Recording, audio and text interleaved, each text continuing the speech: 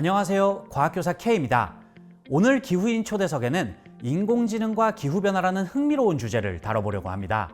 미래 기후를 AI로 전망해보는 자리에 서울대학교 환경대학원 함유근 교수님을 모셨습니다. 교수님 어서 오세요. 자기소개 부탁드리겠습니다. 네, 안녕하세요. 서울대학교 환경대학원에 재직 중인 함유근이라고 합니다.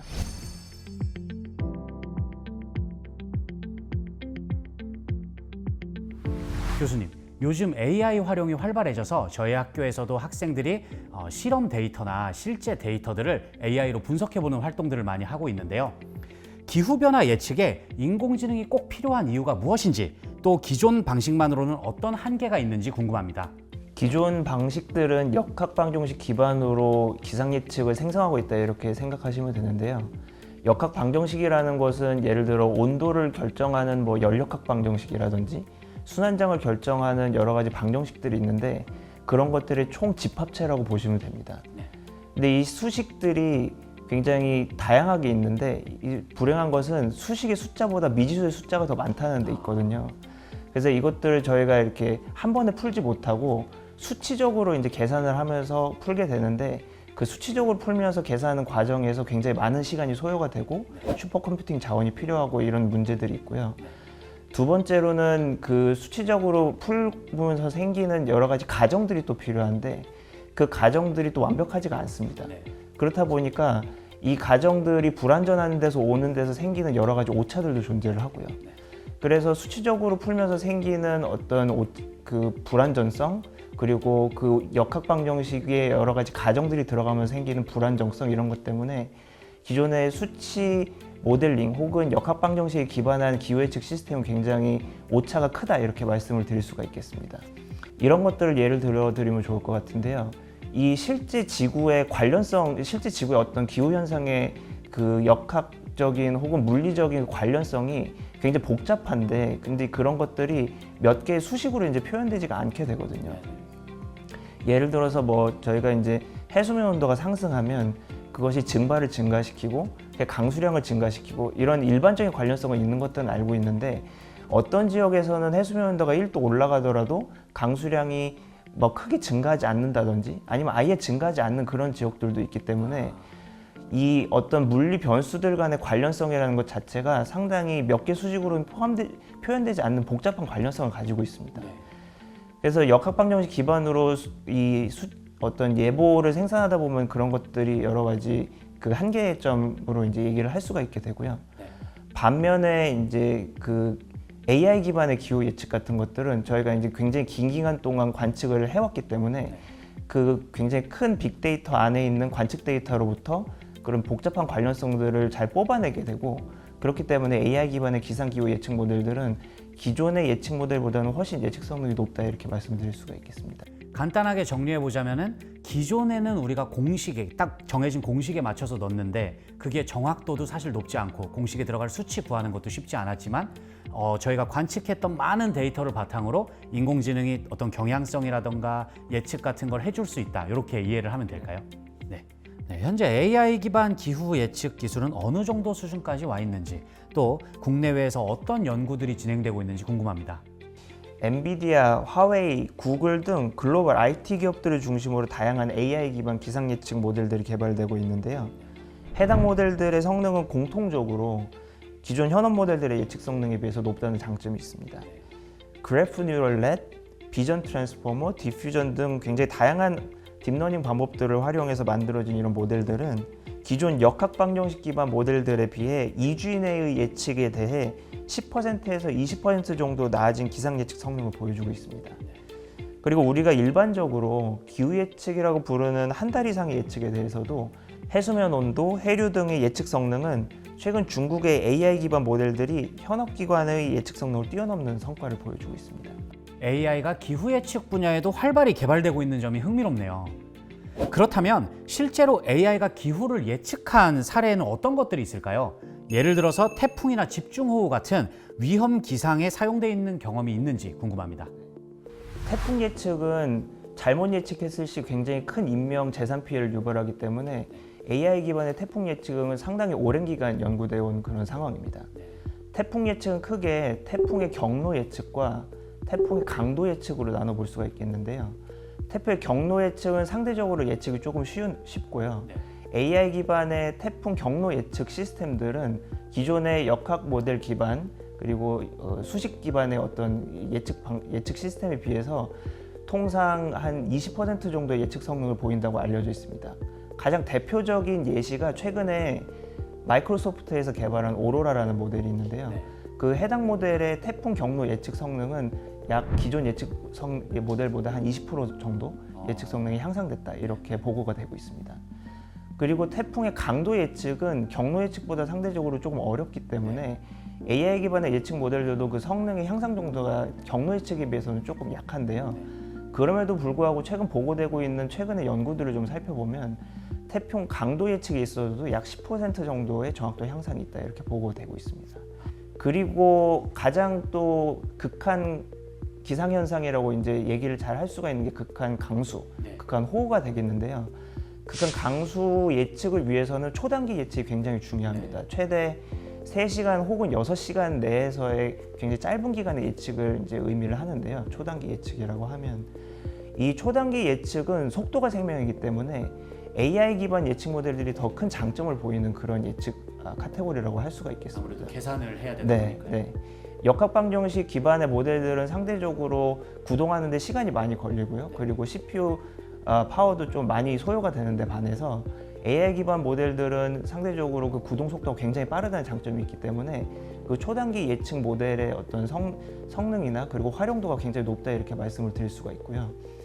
그래서 그 초단기 강수 예측 같은 경우에는 AI 기반 모델들은 수초 내에 모든 예측 결과가 생산이 돼서 바로 예측에 활용되는 그런 모습들을 보여주고 있는 반면에 역학 모델 기반의 예측 시스템은 그것보다 뭐 수십 배 이상의 구동 시간이 걸리고요.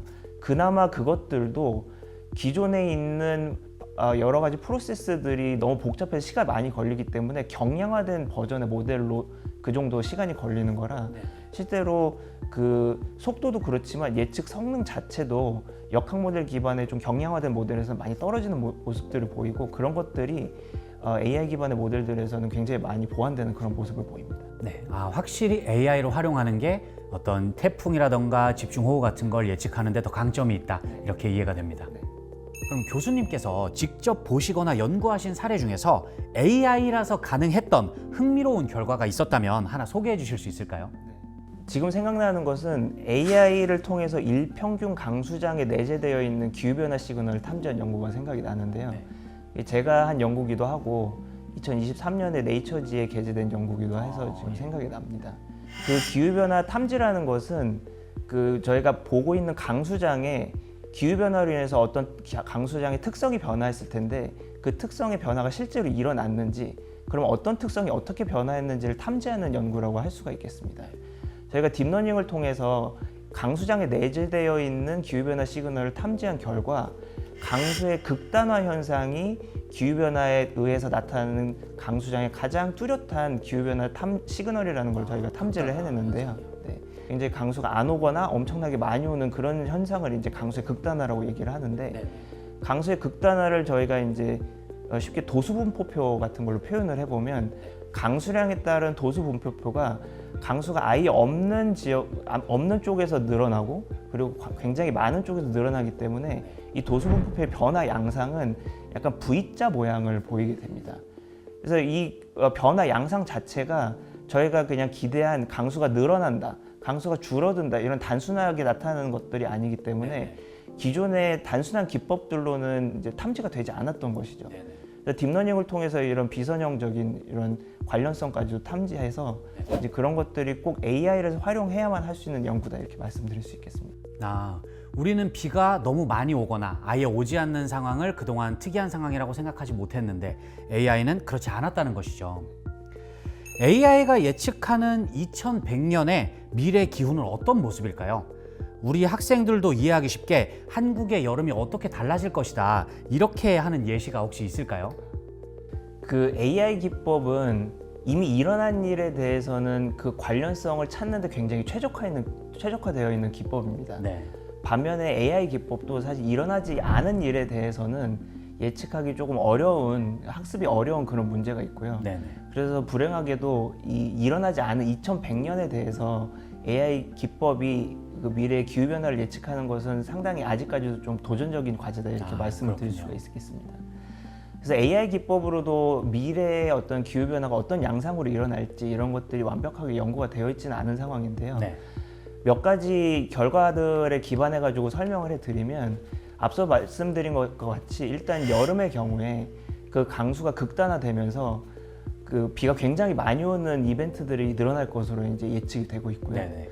그리고 극단화라는 것이 앞서서 말씀드린 대로 비가 굉장히 많이 오거나 비가 아예 안 오는 것이기 때문에 비가 많이 올 때는 극한 호우가 오고 네. 비가 안 올 때는 또 비가 아예 안 오고 구름이 없으면서 해가 쨍쨍 이제 내리쬐면서 그 폭염이 오는 그런 상황이 번갈아 발생한다 이렇게 예측이 되고 있습니다.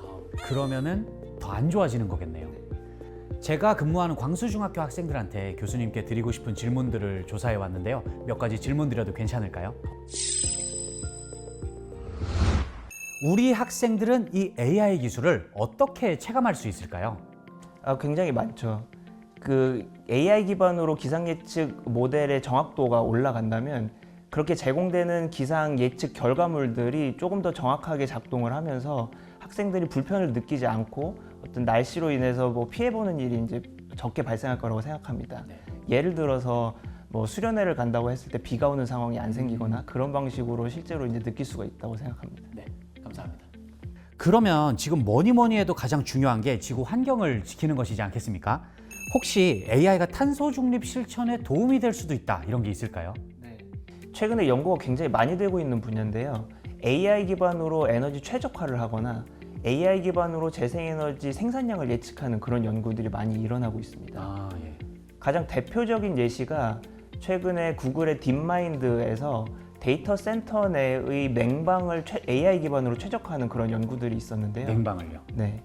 이 최적화 과정이라는 것은 그 데이터 센터 내의 습도라든지 온도라든지 여러 가지 정보들을 입력장으로 하고 데이터 효율화 인덱스라는 게 있는데 그것을 출력장으로 하는 딥 뉴럴 네트워크를 학습시키는 방식으로 이루어집니다. 이렇게 습도나 온도나 데이터 센터에 컨트롤 가능한 여러 인자들을 입력장으로 하고 그리고 에너지 효율화 정도를 출력장으로 한 다음에 모델을 생성을 하게 되면 에너지 최적화가 되는 에너지 효율화가 가장 잘 일어나는 저희가 컨트롤 가능한 온도, 습도의 패턴들을 저희가 예측할 수 있게 되는 것이기 때문에 그 딥뉴럴 네트워크를 통해서 가장 에너지 효율이 최적화가 되는 온도, 습도 그리고 여러 가지 그 컨트롤 가능한 인자들을 저희가 결정할 수 있게 된다는 것이죠. 이런 것들을 통해서 결과적으로는 그 구글 딥마인드사의 데이터 센터 내의 에너지 최적화 정도, 에너지 효율화 정도가 한 40% 정도 이상 개선됐다. 이런 예측 결과들, 보고들도 있습니다. 일반 대중들은 AI를 활용한 기상 예측 시스템에 어떻게 기여할 수 있을까요? 일반 대중 입장에서는 수요자 입장에서 AI 기반의 기상 예측 결과물들이 필요하다는 것들을 많이 어필해 주시면 좋겠습니다. 저희같이 예측 결과를 생산하는 생산자의 입장에서는 예산의 투입의 필요성을 강조할 수가 있는 거거든요. 그런 면에서 그 일반 대중분들이 기상 예측 결과들이 필요하고 어떤 식으로 활용할 수 있다는 것들을 많이 어필을 해주시면 그것을 생산하는 사람의 입장으로서 굉장히 많은 도움이 될 것 같습니다. 기상 예측 결과들을 활용해서 다양한 것들을 해보겠다라고 생각을 하는 것만으로도 좀 도움이 될 수 있다는 의미로 들립니다. 앞으로 우리나라 인공지능 기후 예측 기술은 어떤 방향으로 발전할 것으로 혹시 보시나요? 최근 AI는 전 분야에 굉장히 활발하게 활용되고 있습니다. 지금은 강수, 습도장, 순환장 등 물리 변수를 모의하는 모델들이 주로 개발이 되고 있는데요. 앞으로는 기후 예측 분야에서도 파운데이션 모델 개발이 활발히 이루어질 것으로 보입니다. 이때 파운데이션 모델은 물리 변수뿐만 아니라 대기질, 이산화탄소 이동 경로들을 모의할 수 있는 모델을 얘기합니다. 또한 통합적인 예측을 제공하기 위해 AI 기반의 대기, 지면, 해양, 해빙 결합 모델이 개발되는 방향으로 발전할 가능성이 높다고 보입니다. 앞으로 더더욱 복잡한 요소들을 전부 분석할 수 있게 발전될 것이다. 이렇게 이해하면 될 것 같습니다.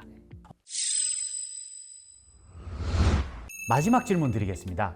기후 예측 AI 기술을 계속 연구해서 혹시 세상을 어떻게 바꿔보고 싶다 하시는 게 있을까요?